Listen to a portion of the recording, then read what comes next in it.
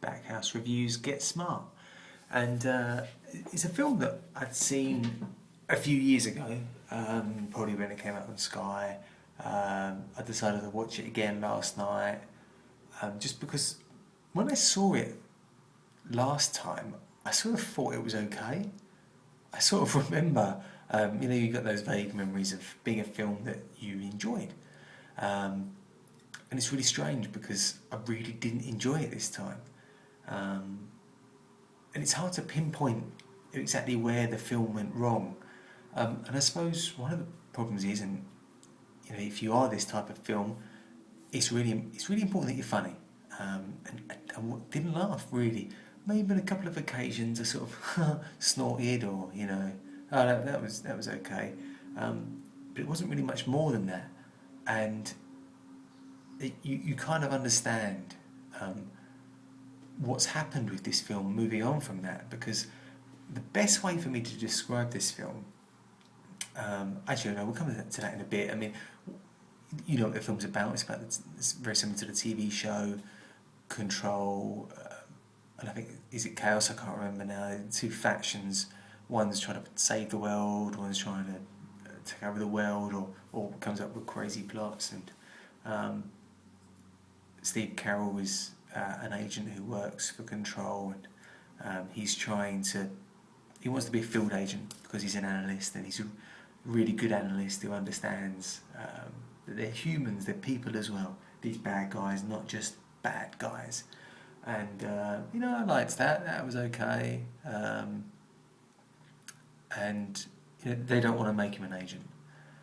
They just want to keep him as an analyst because he's really good at what he does. He does the job of like 5 people. So even though I think he passes the tests, they're just like, we just can't do it.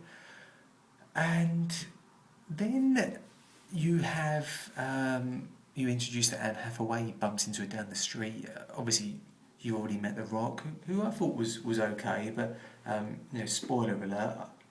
It was pretty clear that The Rock was the double agent. I don't know. It seemed obvious to me that someone was a double agent, and it was The Rock, because the other two numpties, Terry Crews and the other dude, well, they weren't clever enough to be double agents, and I didn't think Alan Arkin was going to be a double agent either. The Rock was pretty good, so that's a real plus point in the film, actually. If you're gonna say anyone was funny, he was probably the funniest thing in the film. Anne Hathaway looked good, but did she do much? And is it reasonable for me to expect that she's going to fall in love with Steve Carell, or Carroll, whatever you want to call him? The guy whose nose just weirds me out, and a bit shallow. I'm going to put it out there. He's got a weird nose. And then there's this, a bit like MIB2, where someone attacks them internally. It's obviously where they start to realise there's a double agent, and and that whole scene, it didn't really flow, wasn't edited very well. Suddenly they turn up at HQ and it's been attacked, and in the next minute they're in an underground bunker somewhere else at the new location. I just didn't think it edited very well, and there was a cameo. So I'm not doing a Bill Murray cameo season. Might seem like that though, as I just reviewed Zombieland. The Bill Murray cameo, I love Bill Murray, and it just didn't work. It was like, okay, it's Bill Murray in the cameo in the tree, and it wasn't very funny. And I think that was the issue with the film. It just wasn't very funny. You can get beyond shit plots, bad CGI, if a film is funny, because that will carry you through. And the humour was few and far between, and I seem to remember a few years ago really enjoying the dance scene with Steve Carell and the fat lady, or dance off if you want to call it that way. And I watched it this time and I was just like, and you sort of wonder, and Zombieland maybe has a similar issue, and this film really reminded me of, in Zombieland I used the example of Sin City 1, Sin City 2. I think they didn't do a sequel to Get Smart, or they haven't done one yet. I think that's a real positive, because it kind of reminded me of the Pink Panther 1 and the Pink Panther 2. You know, the Pink Panther 1, looking back, I haven't seen it in a while, but my memories of the film are, it was okay. It wasn't a bad film. I wonder now if I'd watch it and I'd be a bit like, oh my god, this film is it's not funny, and I suspect that that's what it will be. And I think if they did a sequel to Get Smart, it would behave or perform in very much the same way as the Pink Panther 2, which just flopped. It's because when people look back and think about, was the Pink Panther a good film? No, probably not. Or even if they think it was okay, do they want to see another one? And I don't think there was any demand for Pink Panther 2, and I don't think there's any demand for Get Smart 2. And I know that if you go on Wikipedia, there's talk about maybe they'll do a sequel, and you know, some of the people are still holding out hopes for it. I don't think anyone wants it. I don't think Steve Carell wants it unless it's paycheck. Anne Hathaway, I mean, she clearly is not going to want it, is she? I don't. She's moved far on from that sort of work, I would have thought. Does The Rock want it? I mean, I don't think so.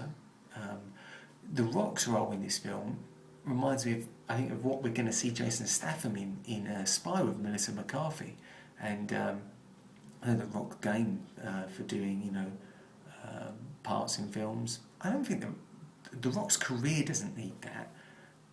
I almost look at it as like a backstep going back to this. Then again, I suppose, you know, he was a villain in the film. He's probably not going to be the villain in the second film. And Arkin, well, yeah, he probably won it because I guess he's probably not doing too much at the moment. Terry Crews, he'd probably do it. I love Terry Crews. But it's just, is there an audience out there for it? Will it perform at the box office? And I don't think so. And you look at how the film ended as well. Basically, everything past where he meets Anne Hathaway. He meets Anne Hathaway pretty much near the start of the film. I don't think I laughed from then on. The one guy who I thought, aside from The Rock, who I thought was really... Well, Terence Stamp was okay. Terence Stamp's henchman, who he said looked like a rhino, or he'd replace him with a rhino. The henchman was okay. But I think the funniest guy in the film, actually thinking about it, is Terence Stamp's second in command, some little fat guy. And he was quite funny.